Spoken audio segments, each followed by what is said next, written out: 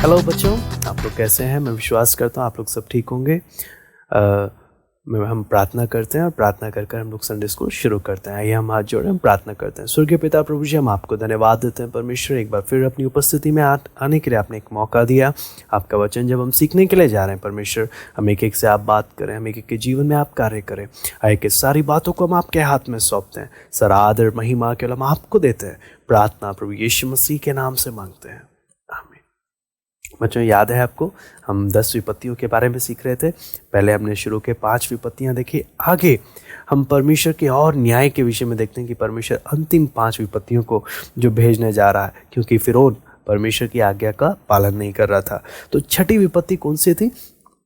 छठी विपत्ति थी फफोले, जो परमेश्वर ने भेजा। उसमें हुआ क्या, अगर आप वचन में देखेंगे, मूसा और हारून जब गए तो उन्होंने मूसा ने मुट्ठी भर क्या लिया? राख को लिया और उसको क्या किया? सामने खड़ा होकर हवा में उड़ा दिया। और जैसे हवा में उड़ाया तो मनुष्य, पशु जो भी थे सबको फफोले होने लग गए, है ना। और फफोले से हुआ क्या, आपको मालूम है?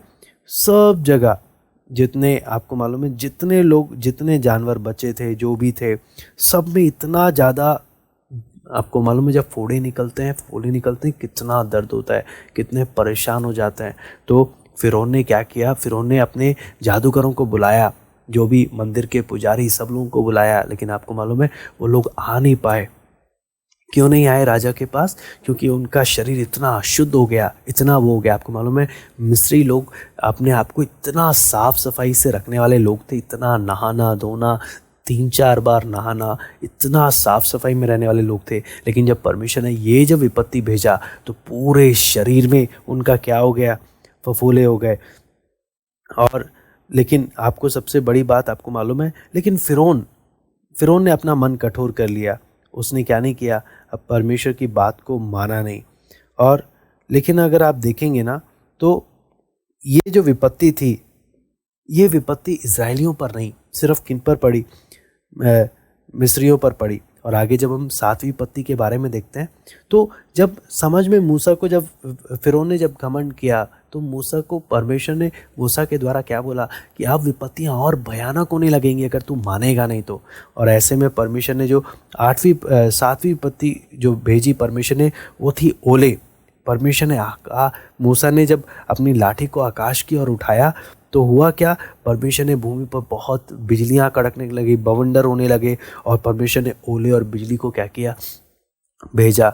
और जितने भी अभी तक जो भी विपत्ति से जो भी चीज़ बचा था, परमेश्वर ने ओले और इन सब के द्वारा परमेश्वर ने क्या किया? उन सबको नाश किया।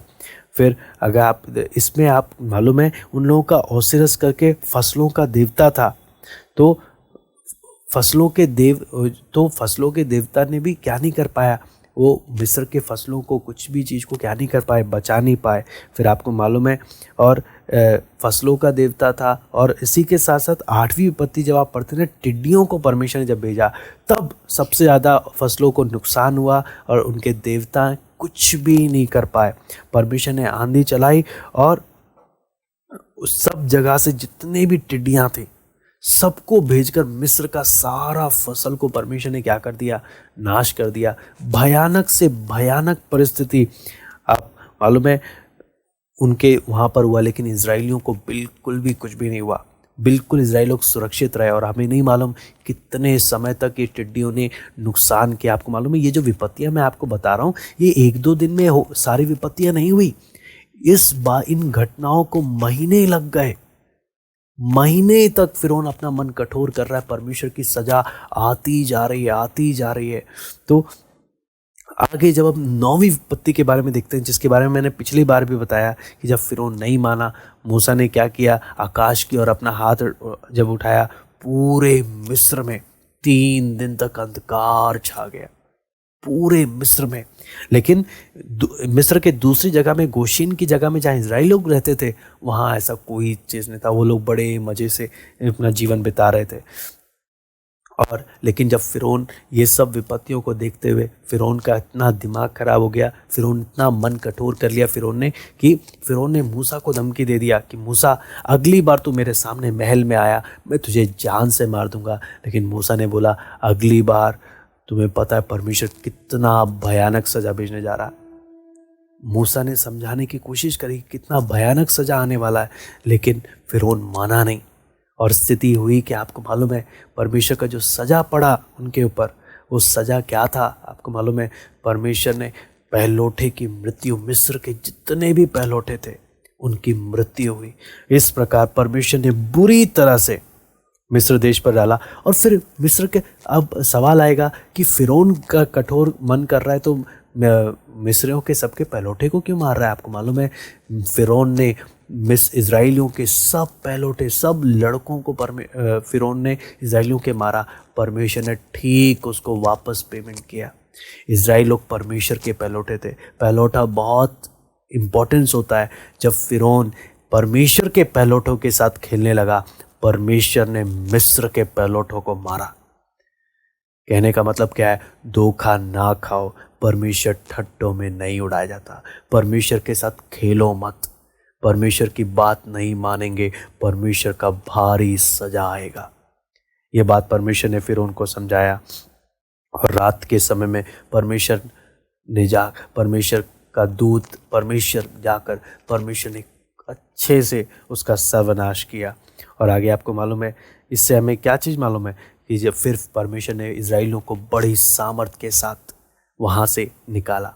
ठीक है बच्चों, तो यहाँ पर हम क्या वचन हमें यहाँ पर क्या सीखने याद करने वाला आयत क्या है? तू ना रात के भय से डरेगा और ना उस तीर से जो दिन को उड़ता है। दोबारा से, तू ना रात के भय से डरेगा और ना उस तीर से जो दिन को उड़ता है। कहाँ पे लिखा है? भजन संहिता 91:5। भजन संहिता 91:5। Very good. तो अब सवाल मैं आपसे पूछने जा रहा हूँ, ठीक है? आपने उस सवाल का जवाब देना है। सबसे पहला सवाल है, छठवीं विपत्ति क्या थी? छठवीं विपत्ति क्या थी?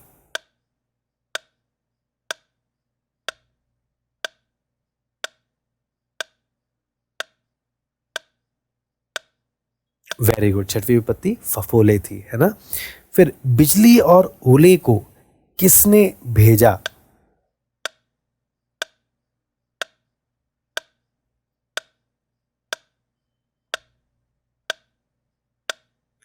Very good. हम वचन में जब पढ़ते हैं, मूसा ने जब अपनी लाठी को आकाश में उठाया, परमेश्वर ने क्या किया? भूमि पर गर्जन, ओले, इन सबको परमेश्वर ने क्या किया? भेजा।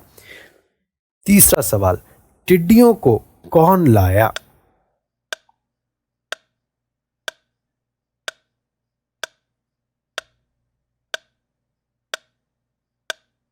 Very good. जब वचन में हम पढ़ते हैं मूसा ने जब लाठी उठाई तो परमेश्वर ने हवा चला के सब टिड्डियों को क्या किया? भेजा। फिर कितने दिनों तक अंधकार छाया रहा?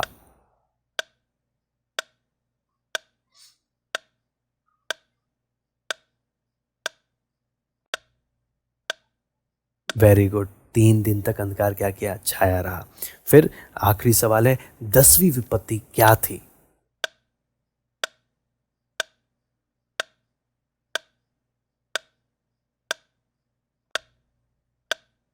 Very good. 10वीं विपत्ति पहलौठे की मृत्यु थी, है ना? अब हम प्रार्थना करते हैं, प्रार्थना करके समाप्त करते हैं। आप सब हाथ जोड़े, मेरे पीछे पीछे बोलिएगा।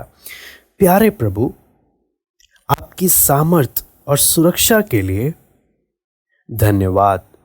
सारी विपत्ति और संकटों से आप हमारी रक्षा करते हैं।